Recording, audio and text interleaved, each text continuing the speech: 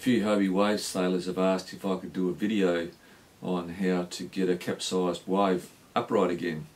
Well, it's winter here now in Australia, so I'm not going to go out and do a video, but I have got a couple of videos up on my YouTube channel which show what happens when you capsize your boat and how to get it up again.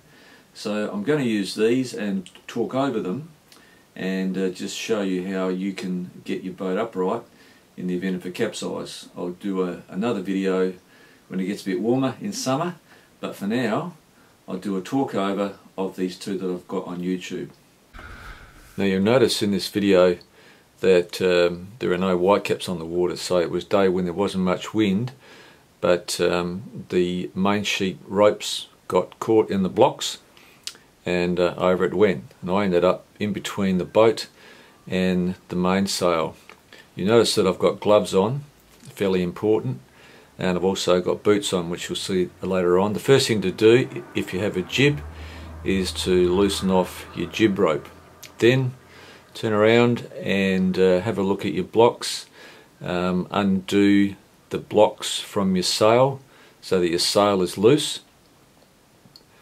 You notice that the mast float is keeping the mast above the water and not letting your boat turn turtle, which means it'll go right over. At this stage the boat is drifting quite fast, and you notice that I go around the back of the boat. I should have really gone around the front, because you'll see in a minute that I nearly lose the back of the boat. Now this has been slowed down, but you see I've got the rudder. I let go, then I just grab it, and I've just got the boat. If I'd let it go then, it would have drifted off down the lake, and I would have been left there stranded. But having gone round the back of the boat, I've now got to work my way up onto the hull using the trampoline ropes. Work your way along the hull very carefully. If you'd gone round to the front of the boat, it would have been easier to get to the righting rope. So I'm just working my way along to the front of the boat so that I can get my righting rope, which is usually curled up on the trampoline, so it's easy to get to. Now the boat has gone over so that the boat is downwind.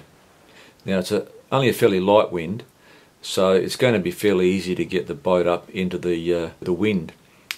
If it was a strong wind, I would have gone to the mast float and moved the float around so that it was facing into the wind, and that way the wind would have been hitting the trampoline and helping me get the boat up. But on this particular occasion, as you can see, there's not much wind, so it's a matter of getting my feet right and getting the boat upright.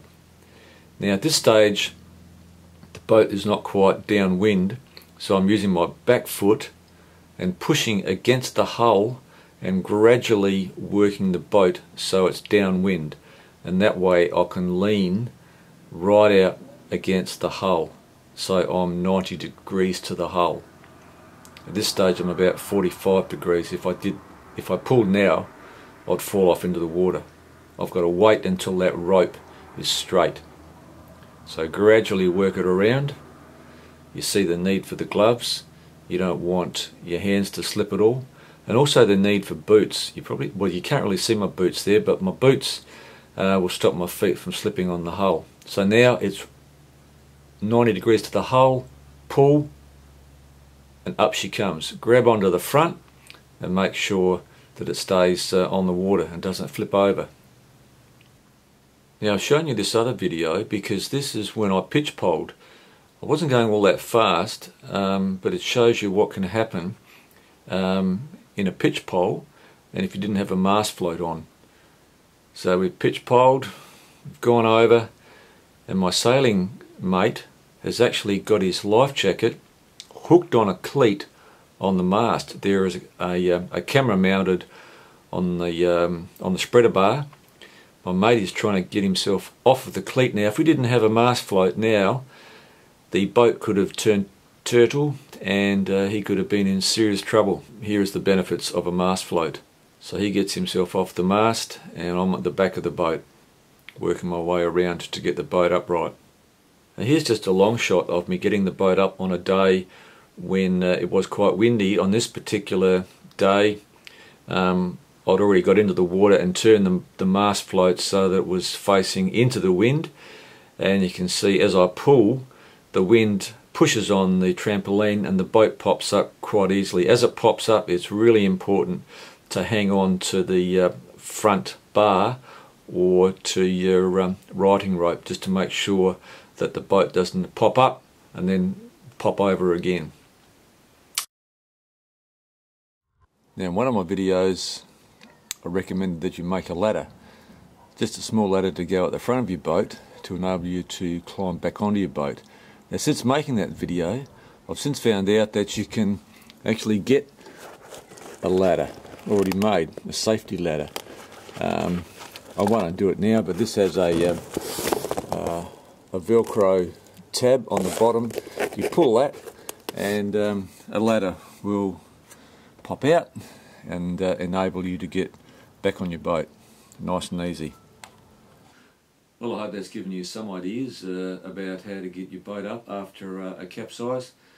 But if you take anything away from this video, I hope it's the fact that whatever happens with your boat, when it capsizes, you need to stay with your boat or it'll float away. One more thing before I go, which is quite important. There are a few of us down here who sail in the Southern Ocean off Victor Harbour in South Australia, and we sail in big swells with big seas, and we've considered whether we should get a rope or a leash, and that's maybe 3 or 4 metres long, and lash ourselves to our boat so that if we fall off or if it capsizes, the boat won't go away from us.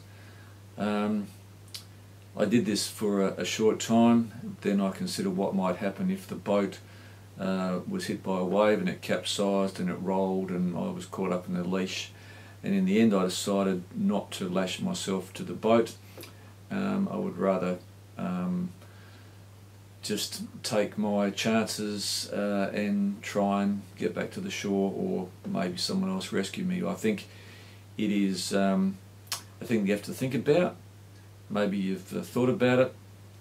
Personally, I think a wave, it's fairly rare that they capsize. If they do capsize, it's highly likely that you're going to be near your boat or in between the sail and your boat. So if you thought about a leash, just think about the fact that you may end up getting caught up in the leash. So it's all really about happy boating, but safe boating. Anyway, catch you later.